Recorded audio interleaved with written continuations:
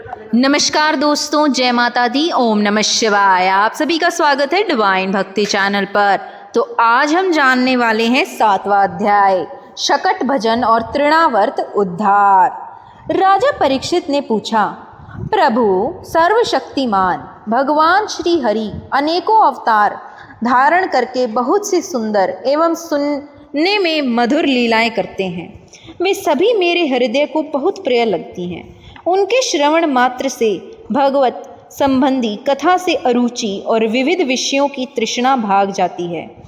मनुष्य का अंतःकरण शीघ्र से शीघ्र शुद्ध हो जाता है। भगवान के चरणों में भक्ति और उनके भक्तजनों से प्रेम भी प्राप्त हो जाता है। यदि आप मुझे उनका श्रवण का अधिकारी समझते हो तो भगवान की उन्हीं मनोहर लीलाओं का वर्णन कीजिए। भगवान श्री कृष्ण ने मनुष्य लोक में प्रकट होकर मनुष्य जाति के स्वभाव का अनुसरण करते हुए जो बाल लीलाएं की हैं, अवश्य ही वह अत्यंत अद्भुत हैं। इसलिए आप अब उनकी दूसरी बाल लीलाओं का भी वर्णन कीजिए। श्री सुखदेव जी कहते हैं, परीक्षित, एक बार भगवान श्री कृष्ण के करवट बदलने का अभिषेक उत्सव मनाया जा रहा था। उसी दिन जन्म क्षेत्र भी था। घर में बहुत सी स्त्रियों की भीड़ लगी हुई थी। गाना बजाना हो रहा था। उन्हीं स्त्रियों के बीच में खड़ी हुई सती साध्वी यशोदा जी ने अपने पुत्र का अभिषेक किया। उस समय ब्राह्मण लोग मंत्र पढ़कर आशीर्वाद दे रहे थे। नंद रानी यशोदा जी ने ब्राह्मणों को खूब पूजन सम्मान किया। उन्हें अन्न, वस्त्र, माला, गाय आदि मुँह मांगी वस्तुएं दी। जब यशोदा ने उन ब्राह्मणों द्वारा स्वस्थ वाचन कराकर स्वयं बालक के नहलाने आदि का कार्य संपन्न कर लिया, तब यह देखकर कि मेरे लल्ला के नेत्रों में नींद आ रही है, अपने पुत्र को धीरे से शैया पर सुला दिया। थोड़ी देर में श्याम सुंदरी की आंखें खुली तो वे स्तनपान के लिए रोने लगे। उस समय मनस्वनी यशोदा जी उत्सव में आए हुए व्रजवासियों के स्वागत सत्कार में बहुत ही तन्मय हो रही थी, इसलिए उन्हें श्री कृष्णा का रोना सुनाई नहीं पड़ा। तब श्री कृष्ण रोते रोते अपने पांव उछालने लगे। शिशु श्री कृष्ण एक छकड़े के नीचे सोए हुए थे। उनके पांव अभी लाल लाल कोपलों के समान बड़े ही कोमल और नन्हे नन्हे थे, परंतु वह नन्हा सा पांव लगते ही विशाल छकड़ा उलट गया। उस छकड़े पर दूध, दही आदि अनेक रसों से भरी हुई मटकियाँ और दूसरे बर्तन रखे हुए थे। वे सब के सब फूट फाट गए और छकड़े के पहिए तथा धुर्रे अस्त व्यस्त हो गए। उसका जुआ फट गया। करवट बदलने के उत्सव में जितनी भी स्त्रियां आई हुई थी, वे सब और यशोदा, रोहिणी, नंद बाबा और गोपगण इस विचित्र घटना को देखकर व्याकुल हो गए। वे आपस में कहने लगे, अरे ये क्या हो गया? ये छकड़ा अपने आप कैसे उलट गया? वे इसका कोई कारण निश्चित न कर सके। वहाँ खेलते हुए बालकों ने गोपों और गोपियों से कहा कि इसे कृष्ण ने ही तो रोते रोते अपने पाँव की ठोकर से उसे उल्टा कर दिया, इसमें कोई संदेह नहीं। परंतु गोपों ने उसे बालकों की बात मानकर उस पर विश्वास नहीं किया। ठीक ही है, वे गोप उसे बालक के अनंत बल को नहीं जानते थे। वे गोप उस बालक के अनंत बल को नहीं जानते थे। यशोदा जी ने समझा यह किसी ग्रह आदि का उत्पात है। उन्होंने अपने रोते हुए लाडले लल्ला को गोद में लेकर ब्राह्मणों से वेद मंत्रों के द्वारा शांति पाठ कराया और फिर वे उसे स्तन पिलाने लगी। बलवान गोपों ने छकड़े को फिर से सीधा कर दिया। उस पर पहले की तरह सारी सामग्री रख दी।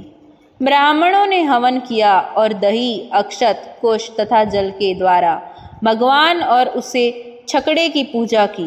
जो किसी के गुणों में दोष नहीं निकालते, झूठ नहीं बोलते, दंभ, ईर्ष्या और हिंसा नहीं करते तथा अभिमान से रहित हैं। उन सत्यशील ब्राह्मणों को आशीर्वाद कभी विफल नहीं होता। यह सोचकर नंद बाबा ने बालक को गोद में उठा लिया और ब्राह्मणों से साम, ऋख और यजुर्वेद के मंत्रों द्वारा संस्कृत एवं पवित्र औषधियों से युक्त जल से अभिषेक कराया। उन्होंने बड़ी एकाग्रता से स्वच्छ से पाठ और हवन कराकर ब्राह्मणों को अति उत्तम अन्न का भोजन कराया। इसके बाद नंद बाबा ने अपने पुत्र की उन्नति और अभिवृद्धि की कामना से ब्राह्मणों को सर्वगुण संपन्न बहुत सी गौएं दी।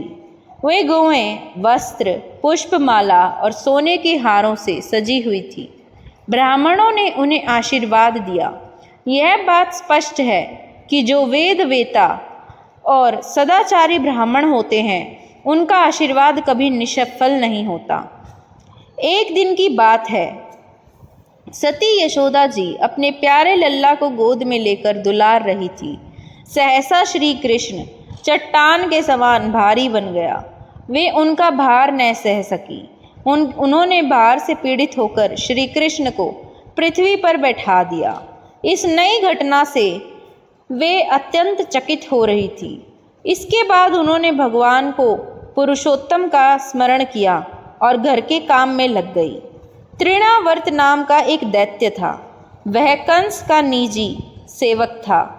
कंस की प्रेरणा से ही वह भवंडर के रूप में वह गोकुल में आया और बैठे हुए बालक श्री कृष्ण को उड़ाकर आकाश में ले गया।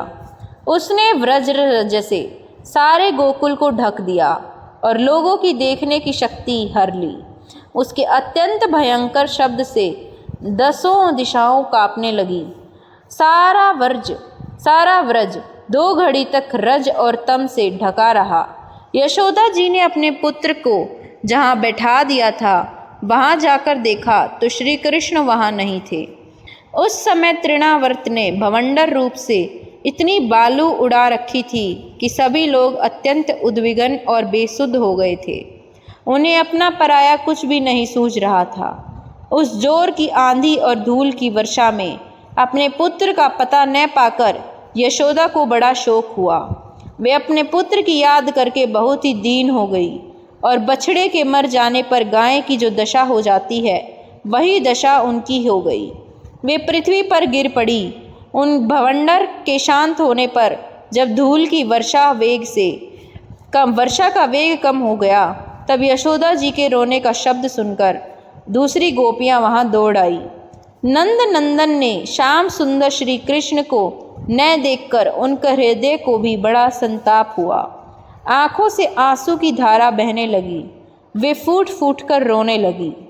इधर तृणावर्त भवंडर रूप से जब भगवान श्री कृष्ण को आकाश में उठा ले गया तब उनके भारी बोझ को न संभाल सकने के कारण उसका वेग शांत हो गया।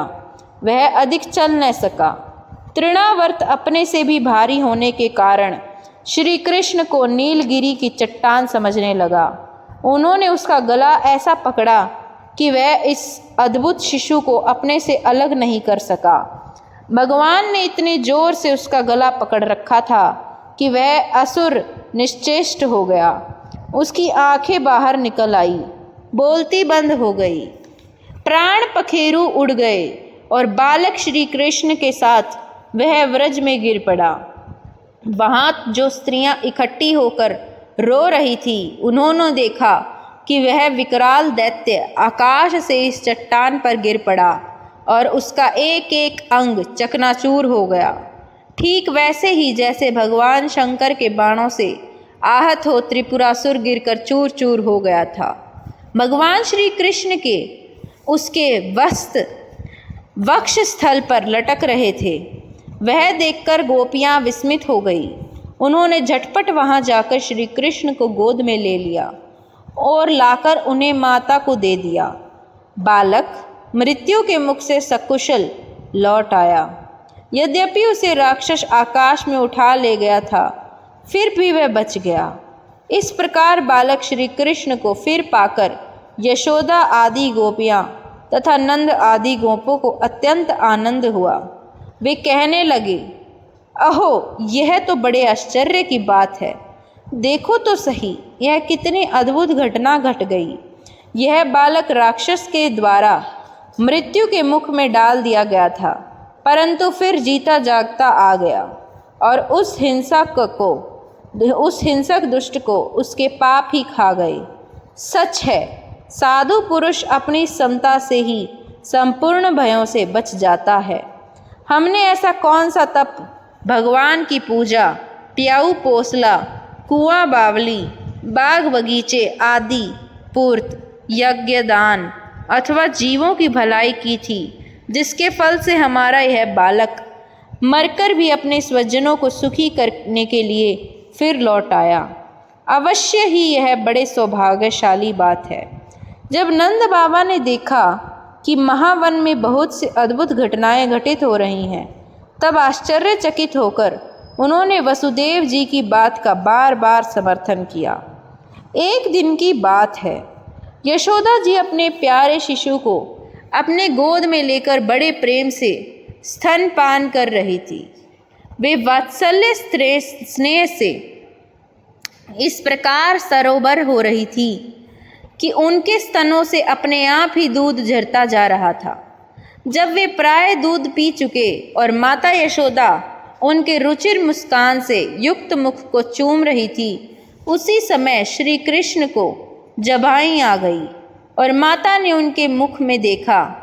उसमें आकाश, अंतरिक्ष, ज्योतिमंडल, दिशाएं, सूर्य, चंद्रमा, अग्नि, वायु, समुद्र, द्वीप, पर्वत, नदियाँ, वन और समस्त चराचर प्राणी स्थित हैं।